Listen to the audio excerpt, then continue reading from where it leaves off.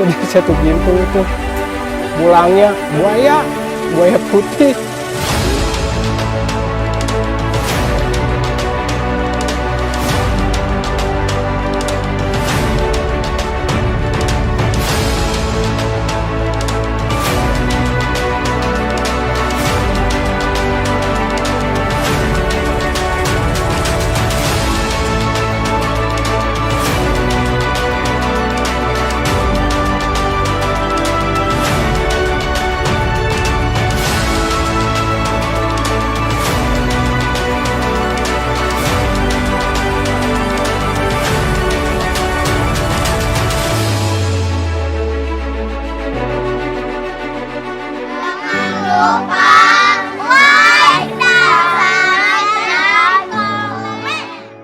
Ya, ada satu cerita lagi, pengalaman yang saya dapat, satu cerita lagi yang mungkin nggak jauh beda sama teman-teman operator yang lain yang udah ngalamin juga.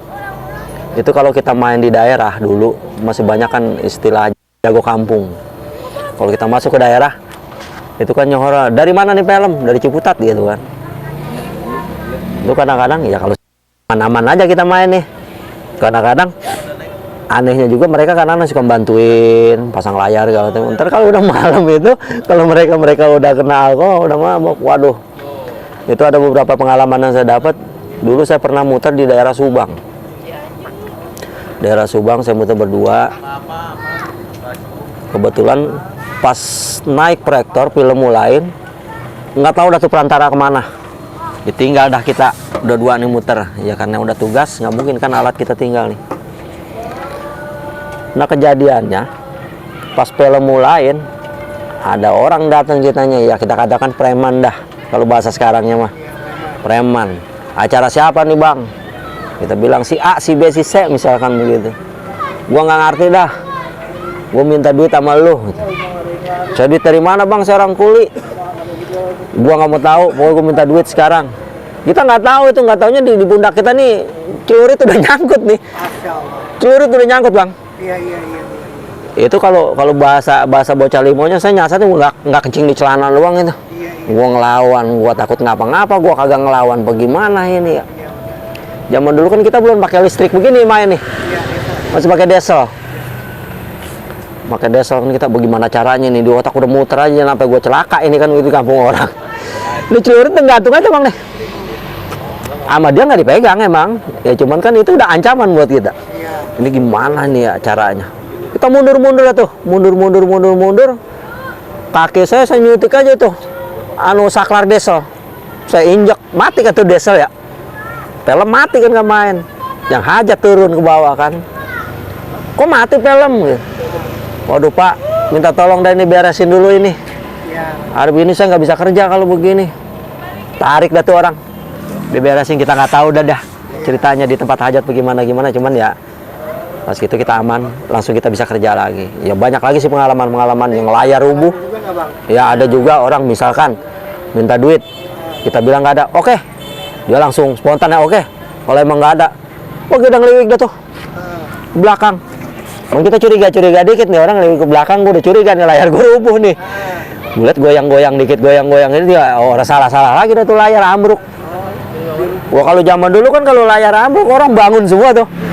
Ya, orang nonton bukan 10-20 orang kayak zaman sekarang. Kalau dulu mau ratusan orang nonton layar tancap. Menggeruduk dah tuh bahasa layar tancap, menggeruduk dah orang gara-gara layar rubuh. Orang bangun ketiban layar kan, diriin lagi. Saya pernah ngalamin muter film itu lebih dari 10 kali rubuh. 10 kali ngasih duit, 10 kali rubuh. Sampai ngucap tobat gue main di kampung ini, apa ngucap begitu. Jadi tiap rubuh ngasih duit. Ya waktu itu memang ya dikatakan kampungnya itu benar rawan sama hal kayak begitu. Dari awal emang kita udah dikasih bayangan sama yang punya acara, hati-hati lu muter di sini. Ya hati-hati gimana, tanggung jawab ente yang punya acara gitu kan. Kalau kita kan orang diundang. Tapi perantara pinter kan, udah gitu dia kabur. Nah kita jadi bulan-bulanan. Itu layar ntar bangun, ntar kita diriin, bangun lagi. Pernah kita ngalamin juga itu tambang dipotong-potong semeter. Saya muter di daerah Seruan Jombang. Itu tambang dipotong-potongin, ya udah. Akhirnya kita nyerah pak, saya nggak bisa lanjutin film kayak begini. Pernah juga muter daerah Ciledug. layar dirubuhin, habis rubuhin tarik pakai celurit belah dua tuh layar, bet. Habis ngerobengin layar, dah itu celurit di ayun-ayun aja begitu tuh. Nah kita mau gimana lagi? Akhirnya hajat nyerah juga, ya udah deh bang, tutup saya bayar. Masih mending nah begitu mah. Iya, kadang-kadang yang hajat kadang-kadang dia nggak mau tahu juga, kita tutup dia nggak mau bayar gitu. Resiko akhir kita domelin bos, sudah capek, bos ngomel. Bos sendiri kadang-kadang nggak tahu resiko kita di lapangan kayak gimana. Itu sedikit lagi pengalaman yang saya dapat juga. Ya, sebetulnya kalau mau diceritain gue udah sampai pagi ini. Banyak buat pengalaman yang mungkin. Ya contohnya kalau pengalaman-pengalaman yang ada lagi ngangkutin misalkan gitu ya. Saya pernah punya pengalaman lucu dulu ngangkutin digotong pakai bambu bang. Son. Berdua-dua. Soalnya proyektornya diesel pakai bambu kita gotong. Saya main kalau nggak salah waktu itu di daerah Pasar Kemis Tangerang. Lewat solokan kecil. Bambu doang 3 biji jembatan bang. Lawan saya yang manggul ini orang gede. Berat dah dia, bawa diesel Yanmar. Kita gotong. Dia udah bilang, agak kuat ini jembatan. Kuat, tadi kan udah pada lewat.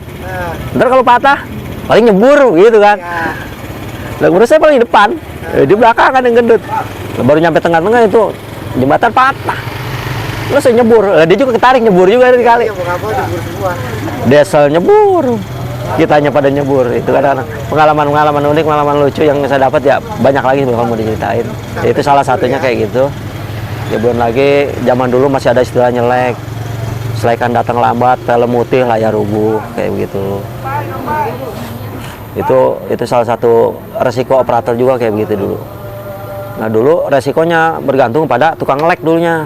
Kalau muter film, misalkan film belum nyampe, resiko di lapangan kita yang nanggung, resiko di jalanan tukang ngelek yang nanggung.